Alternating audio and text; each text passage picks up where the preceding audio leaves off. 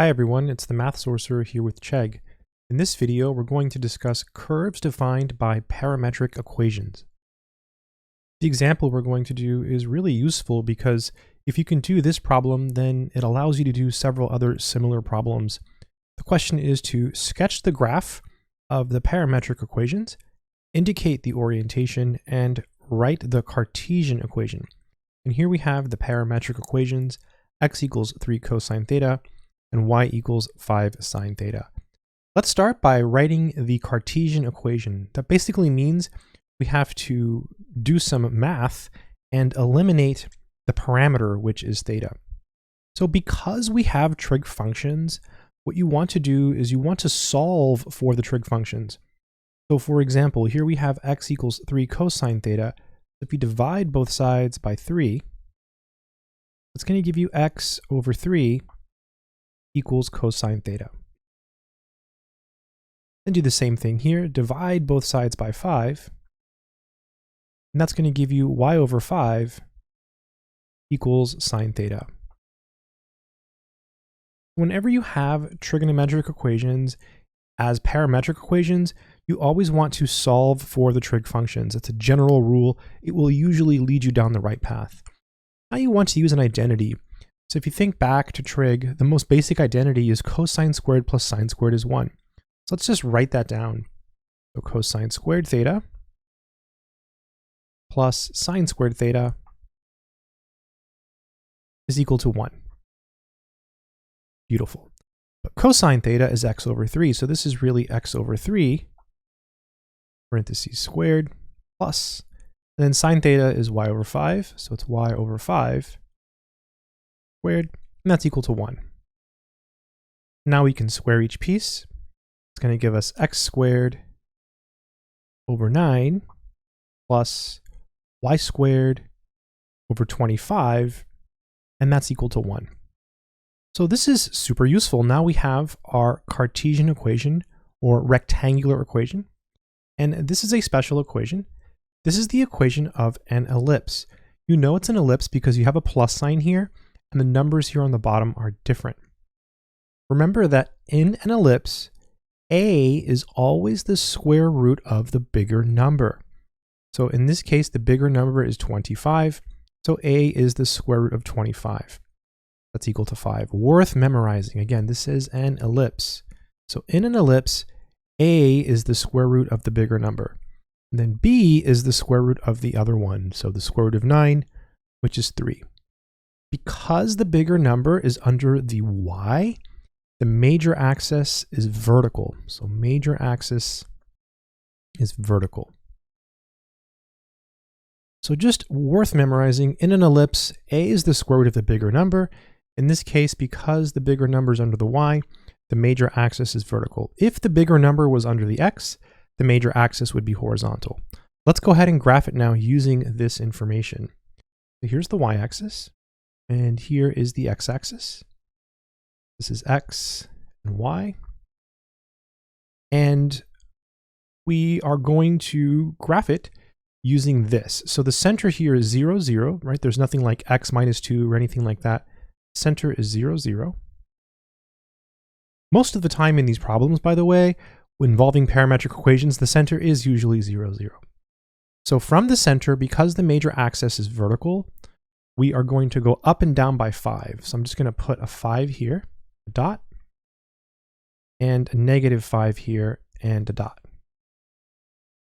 And then you go left and right by 3. So I'll just put a 3 here, and a dot, and a negative 3 here, and a dot.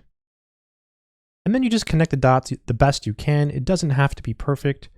I myself am a terrible artist, but if I can do it, you can do it. And we're not done. So we've graphed the parametric equations. We've got the rectangular equation or the Cartesian equation, but we still have to find the orientation. I should mention that if this here with the ellipse is confusing, worry not. Most people, when they see this in a calculus class, they're a little bit overwhelmed because it's been a while since you've seen it, and that's normal. Chegg does have some videos on ellipses, so you can check those out if you need extra help. But just remember that in an ellipse, a is the square root of the bigger number, and because the bigger number is under the y, you go up and down by 5. If the 25 was over here where the x is, you would go left and right by 5. All right, let's focus on the orientation. I'm going to go ahead and write down our equations again. So I've written down the parametric equations again, and now we're going to find what's called the orientation. So to find the orientation, you want to plot points in increasing values of theta. What that means is your theta has to get bigger and bigger and bigger, and you can make up the theta. So choosing easy values, we can pick, say 0, that's pretty easy. Pi over 2 is another easy one we can plug in. And how about pi? And notice they're increasing. So now we're going to take each of these values and carefully plug it into these equations to get the ordered pairs. Let's start with 0. Putting in a 0 for the theta in both of these equations, we have x equals 3 times the cosine of 0. Cosine of 0 is 1, so we get 3 times 1. That's equal to 3. So you can come over here in the table and put a 3 if you like.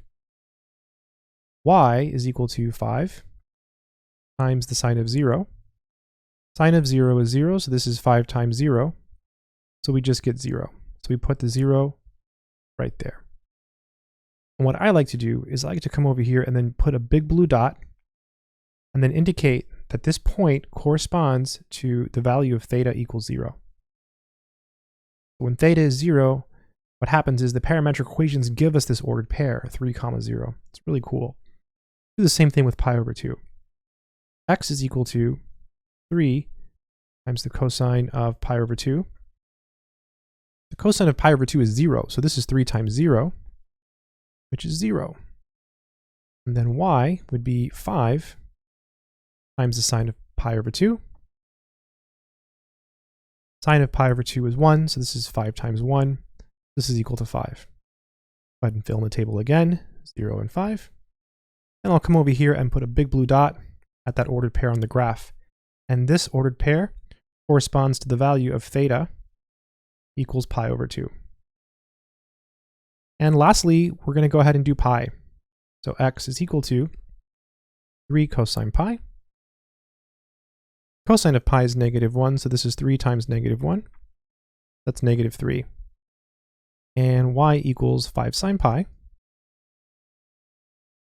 Sine of pi is 0, so this is 5 times 0, so it's just 0. Filling in the table, we get -3, 0. Then you can come over here and indicate it on the graph. And this point on the graph corresponds to the value of theta equals pi. Theta is called the parameter.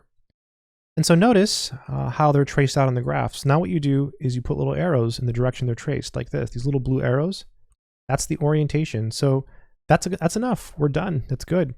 That gives you the actual orientation of the graph. So notice the orientation is counterclockwise. You could write that if you like. Counterclockwise. Really cool. This example is good if you encounter trigonometric functions. But what if you encounter functions that aren't trigonometric? Let's do another example.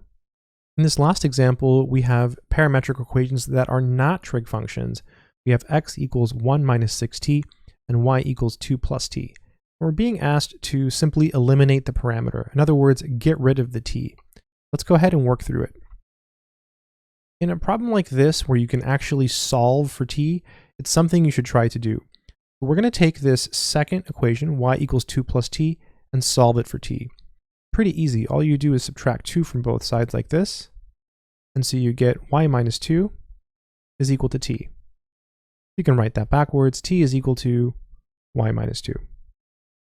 Now you take this t and you plug it into the first equation. The first equation was x equals 1 minus 6t. But instead of t, we're going to plug in y minus 2. Just like that. So x equals 1, and then minus 6 times y is minus 6y. Then minus 6 times minus 2 is plus 12. We end up with x equals 1 plus 12 is 13, and then we get minus 6y. And that would be the rectangular form of the parametric equations, or also called the Cartesian equation. Whenever you have parametric equations and you can actually solve for the parameter, which in this case was t, and in the previous example was theta, which we couldn't really solve for it in a nice way, you solve for it and then do some substitutions, and you can get the Cartesian equation. I hope this video has been helpful. Good luck.